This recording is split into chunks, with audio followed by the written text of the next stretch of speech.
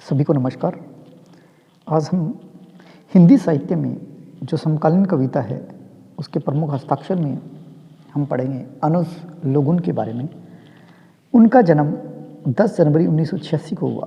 अनुज लोगुन जो झारखंड के हैं, मुंडा परिवार में उनका जन्म हुआ। यानी अनुज लोगुन है, उनका जन्म 10 जनवरी 1986 को झारखंड में मुंडा परिवार में हुआ। इनकी रचनाएं हैं वो आदिवासी जीवन पर आधारित है, क्योंकि जो झारखंड का क्षेत्र है, जिस क्षेत्र में वो रहते थे वो आदिवासी क्षेत्र था।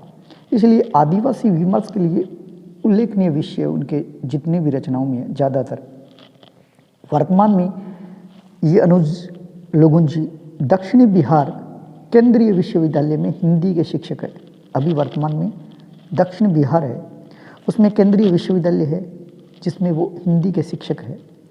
2019 में साहित्य अकादमी युवा पुरस्कार उनको मिला है। 2019 में साहित्य अकादमी युवा पुरस्कार मिला उन्हें, उनकी एक लंबी कविता के लिए, और कविता का नाम है बाघ और सगुना मुंडा की बेटी। देखिए, मुंडा परिवार में उनका जन्म है, इसलिए देखो मुंडा की बेटी।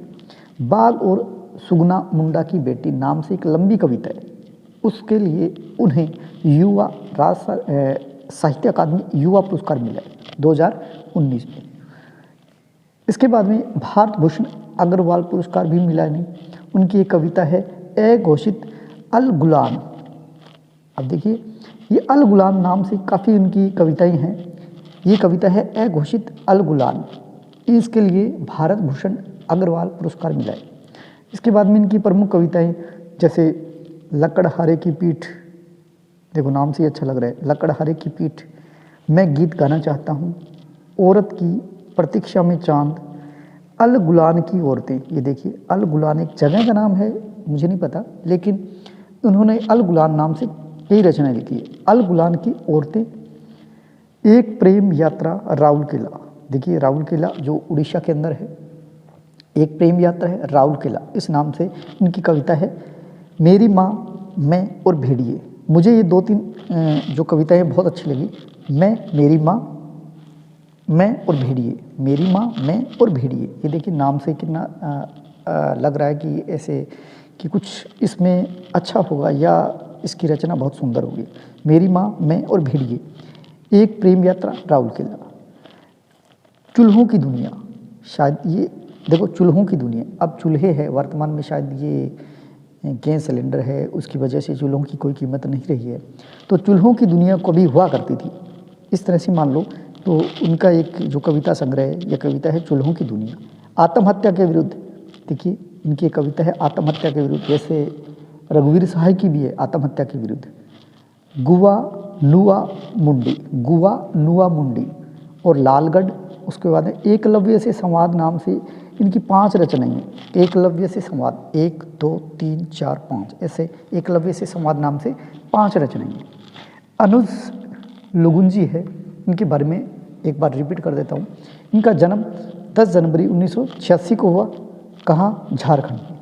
झारखंड एक आदिवासी क्षेत्र है और उनका जो परिवार था वो मुंडा परिवार है, इसलिए मुंडा नाम से देखो उनकी एक लंबी कविता जिस पे उन्हें युवा साहित्य अकादमी पुरस्कार मिला, वो है बाघ और सुगुना मुंडा की बेटी। ये आदिवासी क्षेत्र में रहते थे, इसलिए इनका जो विषय है वो भी आदिवासी विमर्श के लिए उल्लेखनीय विषय पे उन्होंने लिखा है। वर्तमान में दक्षिणी बिहार केंद्रीय विश्वविद्यालय हिंदी के शिक्षक है दक्षिण बिहार के अंदर। भारत भूषण अग्रवाल पुरस्कार मिला उनकी एक कविता के लिए ए घोषित अल गुलान। तो देखिए, एक तो बाघ और सगुना मुंडा की बेटी किसकी रचना है? अनुज लोगुन की। उसके बाद में एक कविता ए घोषित अल गुलान, ये किसकी है? अनुज लोगुन की। इसके बाद मुझे जो ठीक लगा, जैसे लकड़हारे की पीठ, उसके बाद में एक प्रेम यात्रा राउरकेला, मेरी माँ, मैं और भेड़िए, चूल्हों की दुनिया और आत्महत्या के विरुद्ध इस नाम से एक और भी है। उसके बाद एकलव्य से संवाद नाम से 5 रचनाएं हैं। इसके बाद में इनकी 2-3 और रचनाएं हैं। गंगाराम कलुंडिया, उसके बाद एक गुलामगिरी। देखिए, गुलामगिरी नाम से अन्य भी रचनाएं भी है किसी और की। गुलामगिरी नाम से अनुज लोगुन की भी है। चांद चोरा का मोची, इस नाम से रचनाएं की। इसके बाद में हम बात करते हैं नंद चतुर्वेदी। देखिए, अगर राजस्थान से आप कोई फर्स्ट ग्रेड की दे रहे हैं, भर्ती के अंदर आप एग्ज़ाम दे रहे हैं या फिर कॉलेज लेक्चरर के लिए, तो इनका स्थान महत्वपूर्ण रह जाता है। नंद चतुर्वेदी, जिनका जन्म 21 अप्रैल 1923 को पिपलिया रावजी मेवाड़ रियासत जो राजस्थान में वहाँ हुआ था। अब वर्तमान में वो मध्य प्रदेश में है। उस समय क्या ब्रिटिश भारत था, यानी जो हमारा देश आज़ाद नहीं हुआ था उस समय की बात है 1923 की। तब ये ब्रिटिश भारत के अंदर ये जो मेवाड़ रियासत है उसका हिस्सा हुआ करती थी। अब ये मध्य प्रदेश में है और मृत्यु उनकी अभी उदयपुर में हुई है 2014 में। ये ब्रज भाषा में कविता लिखना शुरू किया था। उसके बाद में उन्होंने राष्ट्र की स्वाधीनता और सामाजिक आर्थिक गैर बराबरियों को रेखांकित करते हुए घनाक्षरी, सवैया, पद और दोहा, इन पदों में उनकी रचनाएं की गई। तो उन्होंने कई जो छंद है उनमें रचनाएं की है, जैसे घनाक्षरी है, सवैया है, दोहा है, इन पदों में उनकी प्रमुख रचनाएं हैं। राजस्थान सरकार द्वारा जो राजस्थान सरकार का सर्वोच्च साहित्य सम्मान है मीरा पुरस्कार, वो इनको मिल चुका है उनकी एक कविता के लिए 1983-84 में। इनकी कविता का नाम है शब्द संसार की यायावरी। शब्द संसार की यायावरी कविता है। इस पे इन्हें राजस्थान सरकार का सर्वोच्च साहित्य सम्मान मीरा पुरस्कार मिला है। इसके बाद में इनका एक संस्मरण है, इस अंधेरी रात में दिया जलाई कौन बैठा है। इस अंधेरी रात में दिया जलाई कौन बैठा है, ये उनका संस्मरण है। उसके बाद में इनकी एक पत्रिका है, आपको याद रखना है कि 1966 से 72 में त्रैमासिक पत्रिका थी बिंदु, उसके ये संपादक रहे थे। यानी बिंदु जो त्रैमासिक पत्रिका है उसके संपादक कौन रहे, नंद चतुर्वेदी।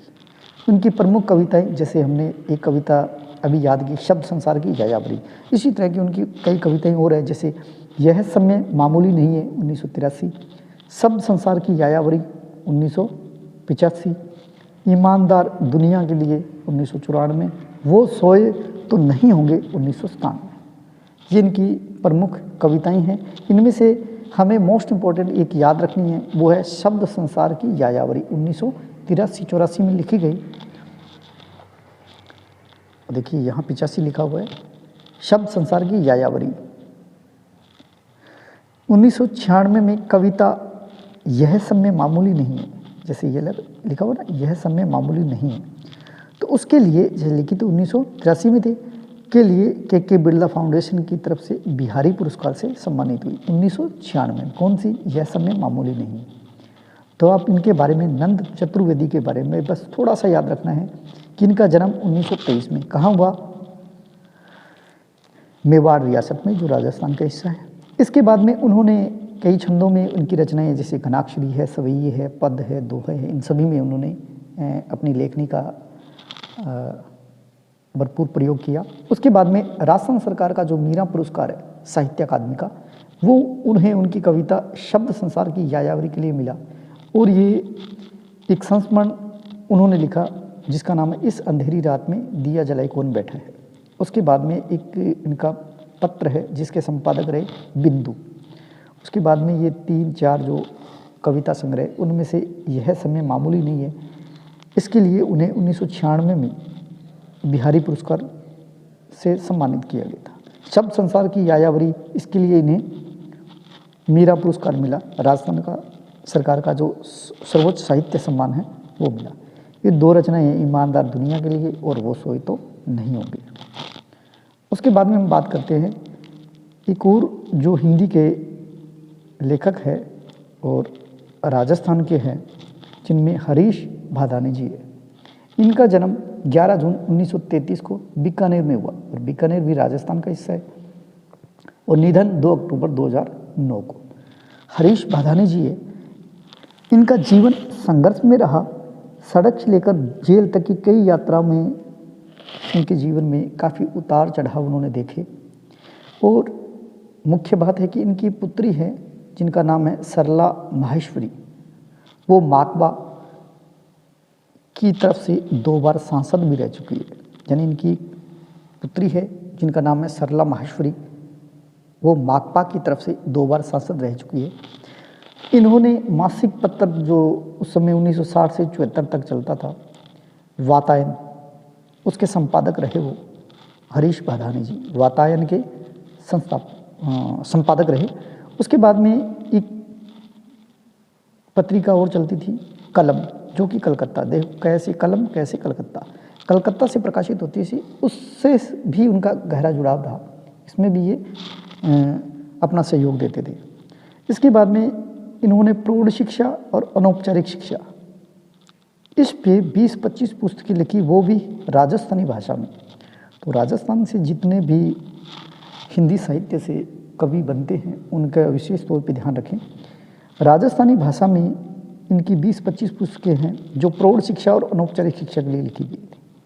इनकी प्रमुख कृतियां हैं अधूरे गीत 1959 में, सपन की गली 1961 में, हंसनी याद की 1963 में, एक उजली नज़र की सुई 1966, सुलगते पिंड 1966, रोटी नाम शत है, मोस्ट इम्पोर्टेंट आपको याद रखना है, रोटी नाम शत है हरीश बधानी जी की है 1982, पितृकल्प 1991, क्यों करे प्रार्थना 2006, आडी ताने सीधी ताने 2006, आपको ये याद रखना है।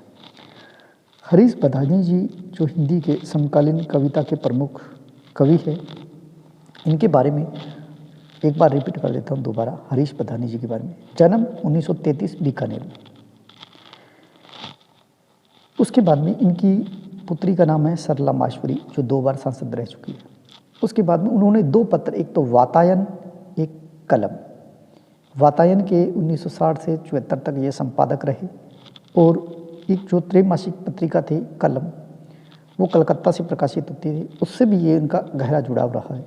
और प्रौढ़ शिक्षा और अनौपचारिक शिक्षा, इस विषय पर उन्होंने 20 से 25 पुस्तकें लिखी है, वो भी राजस्थानी भाषा में। आपको याद रखना है, राजस्थानी भाषा में ऐसा कौन सा हिंदी का कवि है जिसने कई पुस्तकें प्रौढ़ शिक्षा और अनौपचारिक शिक्षा पर लिखी है, उनका नाम है हरीश बधानी जी। इनकी प्रमुख जो कृतियाँ हैं उनमें आपको 2-4 याद रखनी है। एक तो सपन की गली 1961, रोटी नाम शत है 1982, और पितृकल्प 1991, और आड़ी ताने सीधी ताने 2006। ये मोस्ट इम्पोर्टेंट जो 4-5 लाइनें हैं जो आपको याद ही रखनी है। उम्मीद करता हूँ वीडियो अच्छा लगा होगा। जय हिंद, जय भारत।